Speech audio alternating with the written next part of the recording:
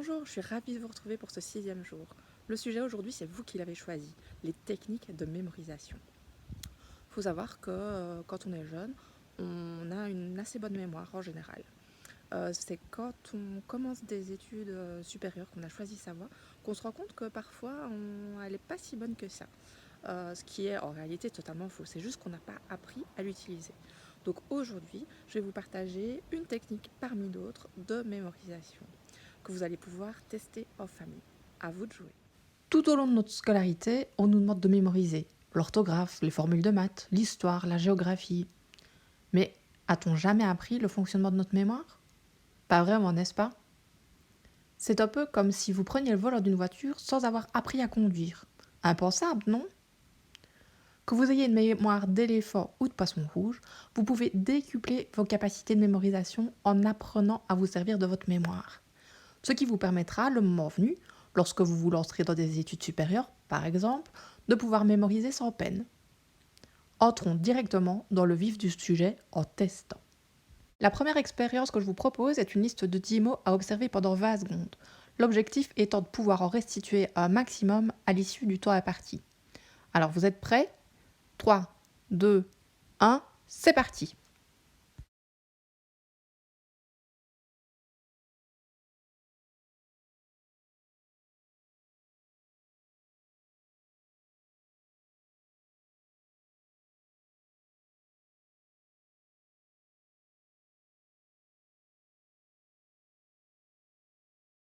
Combien de mots avez-vous retenu? Mettez éventuellement la vidéo sur pause et restituez le maximum de mots mémorisés. Dès que vous êtes prêts, on fait le même exercice avec 10 images.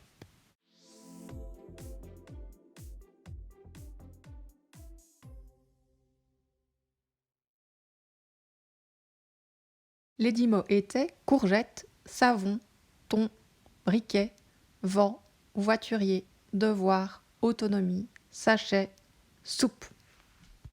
Prêt pour passer à la suite avec 10 images? 3, 2, 1, c'est parti!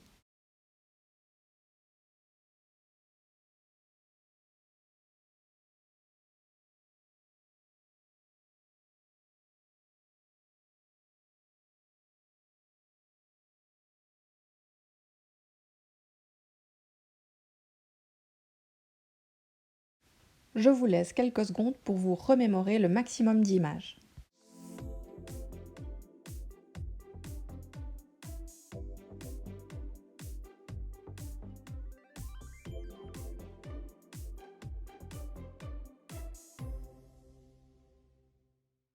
Vous avez donc mémorisé les mots suivants: verre, tigre, briquet, tomate, brosse à dents, Rubik's Cube, voiture, lunettes, pomme de pin et girafe. Combien d'images avez-vous retenu? Que remarquez-vous après cette première expérience? Avez-vous retenu plus de mots ou plus d'images? Je vous propose une seconde expérience à faire en famille cette fois. Vous y consacrerez 2 fois 1 minute, plus un peu de temps pour échanger entre vous. L'exercice est le même, avec une liste de 10 mots et ensuite une liste de 10 images. Le temps d'observation, par contre, est augmenté pour que toute la famille puisse participer. Dès 3-4 ans, c'est possible avec les images. Et ce sera très formateur pour les ados et pour les adultes, évidemment. Je vous propose de mettre la vidéo sur pause en attendant de rassembler toute votre famille.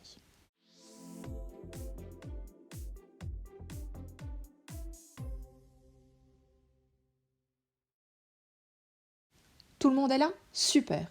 Alors c'est parti pour observer une liste de 10 mots pendant 1 minute et tenter d'en restituer un maximum. 3, 2, 1, c'est parti!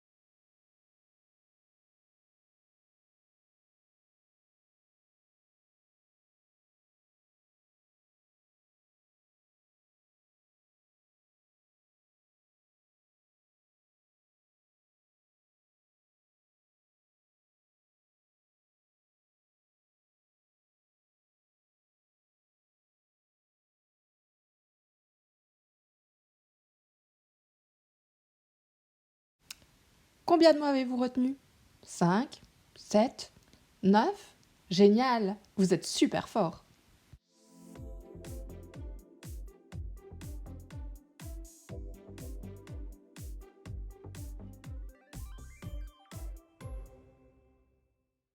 Les mots étaient voiture, éléphant, jambe, brique, soleil, boulanger, botte, esprit, sable et jus.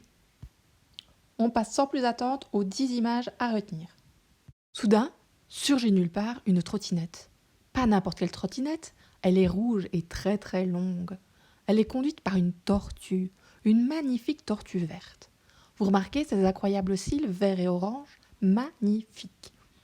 Mais c'est une torche que je vois tomber du ciel? La coupable, c'est la lune. On le voit sur son visage surpris. Un policier tout vêtu de bleu, avec des chaussures incroyablement grandes et rouges, on dirait des chaussures de clown, fait signe à la tortue de s'arrêter. Que va-t-il m'arriver? Se demande notre ami tortue qui plonge dans ses pensées. Je n'aurais sans doute pas dû boire cette coupe de champagne dans le désert avant de prendre la route. Je vais avoir une amende. Mon histoire est finie et il me reste 15 secondes pour vous rappeler les 10 mots à retenir. Trottinette, tortue, cils, torche, lune, policier, chaussures, pensée, champagne et désert. Alors, combien d'images a retenu chaque membre de la famille, du plus jeune au moins jeune? 8? 10? Quelle mémoire prodigieuse!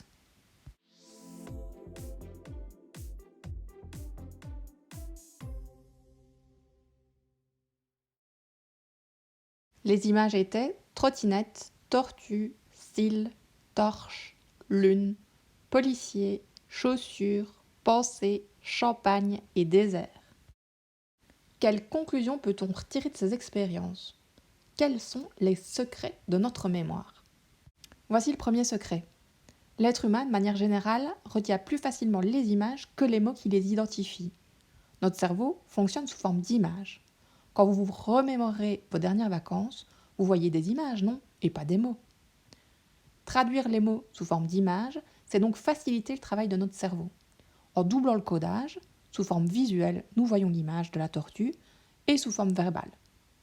Le mind mapping, qui est une méthode de mémorisation dont on parlera prochainement, utilise entre autres ce double codage. Le second secret, c'est le recours aux émotions, à l'humour, qui sont de formidables vecteurs de mémorisation.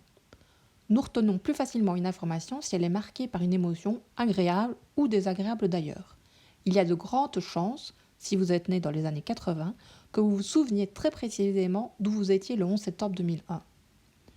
Plus l'image sera loufoque, bizarre, plus la mémorisation sera efficace. Le troisième secret, c'est de se créer son image mentale, en se racontant, en verbalisant une histoire avec un maximum de détails, comme notre histoire avec la tortue qui conduit une trottinette géante rouge. Nous arrivons à notre quatrième et dernier secret sur la mémoire, secret que nous avons déjà partagé au 3e jour qui traitait de l'attention et de la concentration. Donc notre cerveau fonctionne de manière associative. Nous mémorisons en associant les nouvelles connaissances aux connaissances déjà acquises. C'est la technique que je vous ai proposée aujourd'hui en associant chaque image à la suivante. Une information en appelle donc une autre dès lors qu'elle est associée.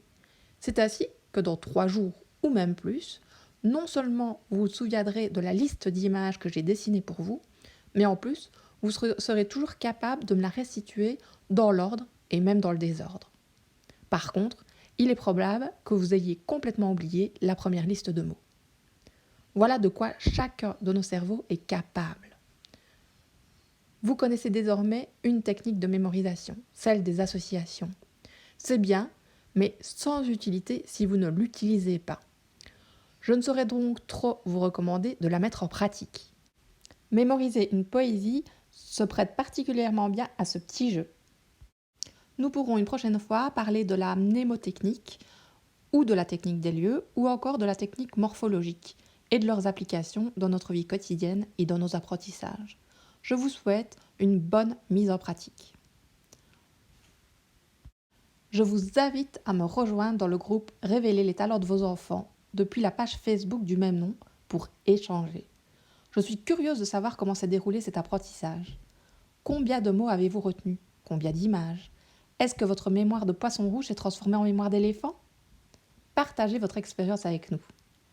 C'est également dans ce groupe que vous trouverez le sondage pour voter sur les sujets que vous souhaitez voir abordés prochainement. J'espère vous retrouver très vite dans le groupe. À bientôt!